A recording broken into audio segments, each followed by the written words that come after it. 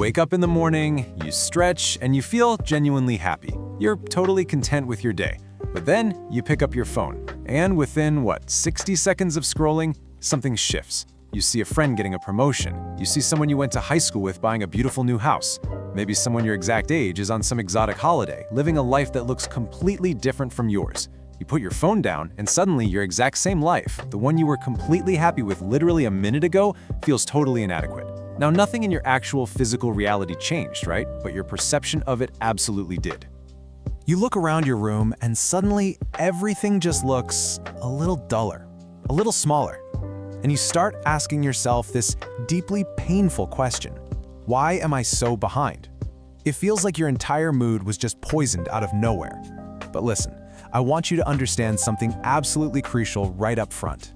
This feeling of inadequacy, it's not a character flaw. It's not a sign of some deep-seated insecurity. Actually, it's a hardware issue in your brain.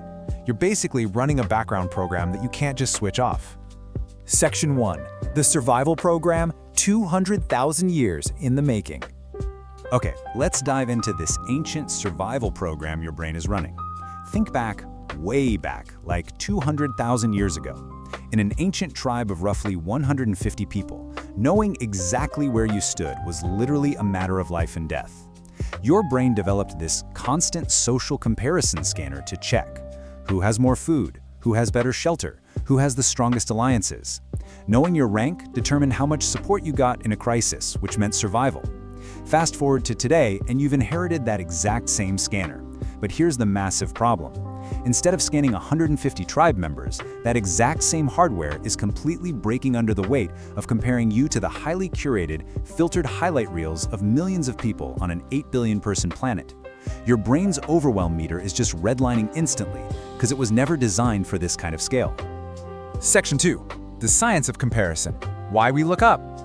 To really understand the science behind why our brains just malfunction so severely on social media, we can look to psychologist Leon Festinger. He formally identified this whole mechanism back in 1954, calling it social comparison theory. Basically, Festinger hit the nail on the head. Our brains have this automatic scanner that is always calculating our position relative to others to figure out our own worth. It literally never rests. It's always hunting for that next comparison point to see how we measure up. And this brilliantly illustrates the core issue with Festinger's discovery in our modern world. His research found that we almost always compare upward. We look at people who appear to be doing better than us. And honestly, this upward comparison practically guarantees we're going to feel inadequate. Throw this into social media, and you've got an infinite upward comparison machine. Every single scroll guarantees you're seeing the absolute best version of someone else's life. So you get trapped in this brutal cycle. Compare up, feel terrible about yourself, and then, ironically, keep scrolling. But hey, here is some really good news, and this is a huge takeaway for you from this explainer. A massive University of Pennsylvania study in 2018 looked directly at this. They found that when people reduced their social media use to just 30 minutes a day, their overall well-being improved by a staggering 40% in just 3 weeks. Now, to put that into perspective, think about this. Their actual life circumstances didn't change at all. They didn't suddenly win the lottery or buy a new house. The comparison was the problem, not their life. When they simply turned down the volume on that infinite upward comparison machine, their natural satisfaction came right back. Section 3. The Rigged Game, 3 Unfair Traps. So the crucial point we're seeing here is that your life isn't the problem, the comparison is. And to make matters worse, those horizontal comparisons you're making against other people are completely rigged against you in 3 very specific ways. First up is the timeline trap. This is where you unfairly compare your early struggles, let's call it your chapter 3, to someone else's highly polished chapter 20. You see their success and just feel hopelessly behind, right? But you're completely ignoring the years of unseen struggle, effort, and absolute failure they went through to get there. You're judging yourself against a completely different stage of a completely different journey. Let's move to the second trap, which builds into an even more unfair comparison, the highlight trap. Here, you're taking your entire messy life, weighing every single bad day, every failure, and every private moment of doubt you've ever had. And you're putting it on a scale against the absolute best, highly curated 10% of someone else's life.